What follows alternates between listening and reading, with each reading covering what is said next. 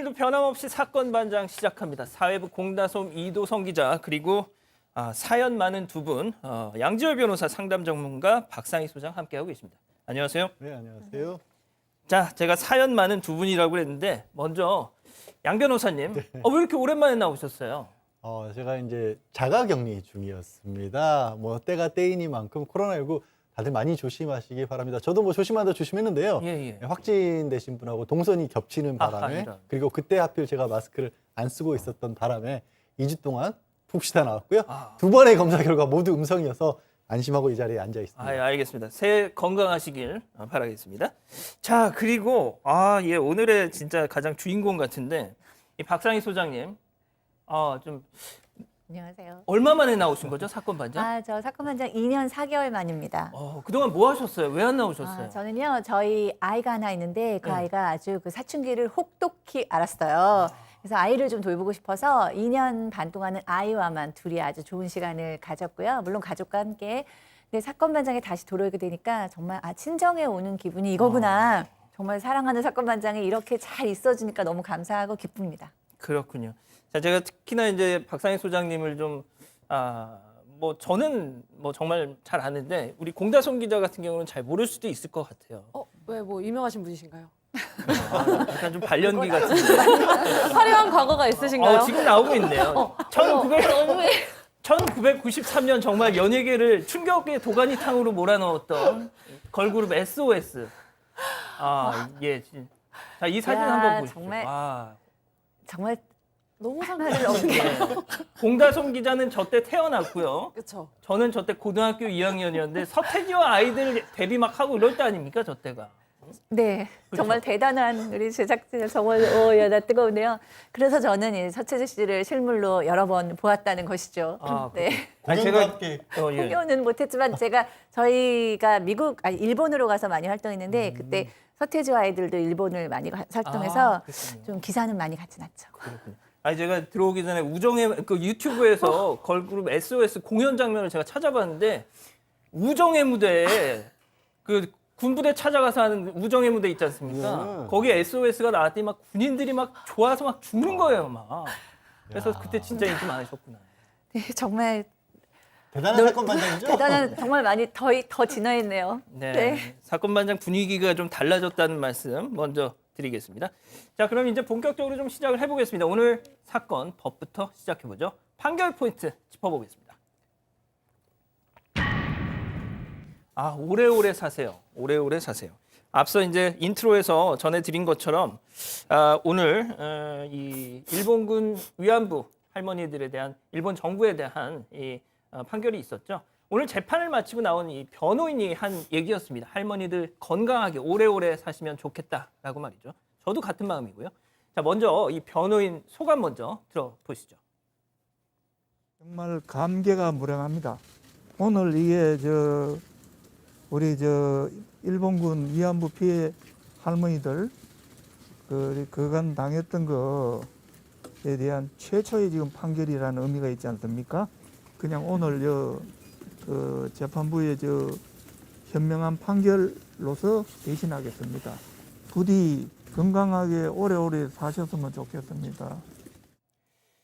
일단 법원에선 말이죠. 이 일본 정부가 피해자 이 할머니들에게 각각 1억 원씩 배상하라 이렇게 선고했지 않습니까? 네. 그 내용 조금 변호사님께서 설명 좀 더 해주시죠. 이 사건 사실 고 배춘희 할머니를 비롯해서 12명의 할머니들이 2013년에 처음 시작한 사건이 이제야 첫 판결이 나온 겁니다. 재판부에서요. 일본 정부 당연한 얘기지만 일본 정부의 불법행위 모두 다 인정된다라고 했고 정말 할머니들께서 상상할 수 없는 육체적, 정신적 고통을 겪었다. 그래서 이 부분에 대해서 이 재판 청구한 부분이 다른 내용은 아니고요. 이미 시간이 오래 흐르기도 했었고 또 어떤 상징적인 부분들이 더 강조가 돼서 정신적 고통에 대한 피해 배상만을 청구한 것이거든요. 그것이 1억 원인데 재판부 이렇게 얘기했습니다. 그것도 1억 원 이상이라고. 그러니까 이 유자는 적어도 1억 원 이상을 드려야 된다 마땅하지만 청구한 게 1억 원이기 때문에 12명의 할머니들에게 1억 원씩 배상하도록 그렇게 판결했습니다. 자, 지금 할머니들 반응 좀 나온 게 있습니까, 이 기자? 네, 저희 취재진이 이제 이용수 할머니와 통화를 했는데요. 이용수 할머니 잘 아시는 것처럼 위안부 피해자의 증언을 미국에 넘어가서 의회에서 직접 증언하셨던 분인데요. 지금 위안부 피해자에 대한 손해배상 소송이 여러 사건이 진행 중입니다. 오늘 사건에서는 이제 포함이 되지 않았는데 이용수 할머니 같은 경우에는 이제 다음 주에 있는 선고회가 예정이 돼 있는데요. 일단 같은 마음이라고 하시고 직접 목소리 들어보시겠습니다. 못했는데 너무 기쁩니다. 기뻐서 어쩔 줄을 모르겠습니다. 조선의 아이로서 또 이런 결과가 났으니까 너무 기쁘고요. 일본이 자꾸 돈 가는데 돈이 아니거든요. 내가 명예회복을 해야 돼요. 저 하늘나라 가서도 할머니들한테 이렇게 하고 왔다고 저 해야지요. 단 한 가지는 분명한 거는 이제 한국과 일본과 한국 이제 학생들 교류를 해야 돼요. 왔다 갔다 하고 해가지고 확실히 역사적인 비하해야 된다고 생각해요. 제가 포기할 수는 없지요. 자, 지금 이용수 할머니도 말씀을 하셨지만 뭐 지금 돈 때문에 이러는 게 아니지 않습니까? 할머님들은 진짜 이 명예를 회복하기 위한 또 일본 정부의 공식적인 사과 때문에 이렇게 하신 건데 소장님 그 할머니들 심정 참 지금 만감이 교차하실 것 같아요. 네, 그렇습니다. 저희도 이제 오늘 제목처럼 오래오래 사세요라는 제목처럼 저도 사실 이 얘기를 들으면서 부모님의 문제인 것 같지 이렇게 멀리 있는 할머니들의 문제라는 생각이 들지 않거든요. 그러니까 우리 어머님들이 이런 일을 겪었을 때 우리 모두가 정말 그 마음이 같이 공분이 되고 또 여기 원고이신 할머니들 중에는 지금 하늘나라에 가 계신 분도 계시잖아요. 이런 어떤 할머니들이 정말 돈 때문에 그렇겠습니까? 그럼요. 본인의 삶이 무너졌던 그 기억에 대해서 사과를 받으시고 싶으신 거고 또 그분들의 자녀로서 당연히 저희도 사과가 받고 싶습니다. 예. 자, 재판이 상당히 오래 걸렸습니다. 일단 하나씩 좀 짚어보겠는데 시작은 일단 조정 신청이었죠? 네, 맞습니다. 이 재판은 2013년 8월에 조정으로 시작했습니다. 일본군 위안부 피해자 할머니 12분이 일본 정부에 할머님 한 분당 1억 원씩을 이제 배상을 하라며 일본에 이제 조정 신청을 낸 건데요. 일본 정부 이거에 응하지 않았습니다. 이 조정 절차에 대응하지 않아서 사건은 2015년 12월 정식 재판으로 넘어가게 됐습니다. 그동안 일본이 이 조정 절차에 응하지 않았던 이유 뭘까요? 이 국제협약상 이 재판을 할 수 없다는 겁니다. 이제 헤이그 송달협약이라는 게 있는데요. 이 국제협약 중에 13조 자국의 안보 또는 주권을 침해하는 경우에 해당한다고 일본이 주장을 했던 겁니다. 자, 일단 재판이 시작이 됐는데 뭐 아시다시피 일본은 한 번도 법정에 출석하지 않았잖아요. 네, 그렇습니다. 말씀하신 조정부터 시작해서 정식 재판이 열릴 때도 그렇고요. 일본의 입장은 뭐냐면 아예 법적으로는 우리는 재판과 관련된 절차의 송달, 그러니까 그 통지문이라든가 절차 안내문 같은 것 자체를 받은 적이 없다. 우리는 모르는 일이다라는 거예요. 예. 이유가 뭐냐? 아니, 이게 주권 국가이기 때문에 국가가 어떻게 다른 나라의 법정에 피고로 서느냐. 있을 수 없는 일이다라면서 아예 재판 자체를 무시하고 해왔던 것이죠. 지금 변호사님께서 설명한 그 개념이 주권 면제라는 거지 않습니까?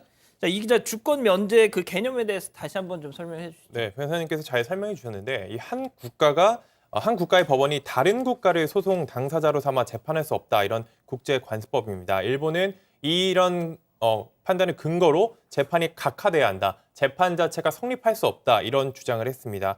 또 지난 2019년에는 당시 관방장관이 기자회견을 통해서 이 위안부 문제는 한일 간 이 재산권 청구 문제인데 1965년 한일 청구권 협정에서 완전하고 최종적으로 해결됐다라고 얘기했고 또 지난 2015년 한일 합의에서도 최종적이고 불가역적인 해결을 한일 양국이 확인했다 이렇게 주장을 했습니다. 자, 근데 이 국가 면제 이거에 대한 사실상 판결도 내려진 셈인 건데. 네, 재판부에서 그 부분을 명시를 했습니다. 그리고 어떤 얘기를 하냐면 이 주권 면제라는 것도 결국 이론이에요. 그러니까 이론. 국제관계에 있어서는 절대적인 법이라는 것은 있을 수가 없지 않습니까? 그렇죠. 국가들끼리의 결국 약속인 것인데 아니 지금 일본이 저질렀던 행위는 강행규범 위반, 다른 뭐 어렵게 강행규범이라고 하는데 절대로 해서는 안 될 그런 행위들이었던 겁니다. 전쟁이라는 이유로 용납받을 수 있는 범죄가 아닌 정말 반인류적인 세계 그 어느 누구도 용납할 수 없는 정도의 범죄를 저질러 놓고 그걸 가지고 국가 면제, 주권 면제 이론이라는 걸 들어서 그 뒤에 숨어서 법정에 나올 수 없다. 이거 우리는 인정할 수 없다라는 겁니다. 이론일 뿐이다. 자, 그러면 오늘 판결 의미에 대한 이 할머니 변호인 얘기 한번 들어보시죠. 또 우리나라의 2011년도에 그 헌법재판소에서도 그 일본군 위안부 피해 할머니들에 관한 판단이 또 있었습니다.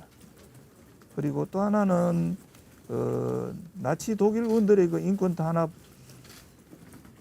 보다 더해서만 더했지 덜하지 않는 것이 바로 일본군 위안부 피해 할머니들에 대한 인권 탄압이라고 생각했기 때문에 그거와 형평성 있게 생각해 본다면 충분히 가능하리라 생각했고 자, 일본은 뭐 재판에 응하지도 않았고 그동안 뭐 무시 전략으로 일관했지만 뭐 오늘 뭐 일본 정부 역시도 난리가 났습니다. 반응이 나왔죠? 네, 맞습니다. 오늘 이 선고 이후에 일본 정부 즉각 항의성 반응 보이며 굉장히 불쾌감을 드러냈었는데요. 가토 가스노부 관방장관은 오늘 기자회견에서 극히 유감이다. 결코 내가 받아들일 수 없다. 또 일본 정부는 국제법상 주권 면책 원칙에 따라 항소하지 않겠다. 즉 지금까지와 마찬가지로 소송 자체에 응하지 않겠다 이런 말을 했고 오늘 오전 11시 반쯤에는 남관표 일본 주재 한국 대사를 초치하기도 했습니다.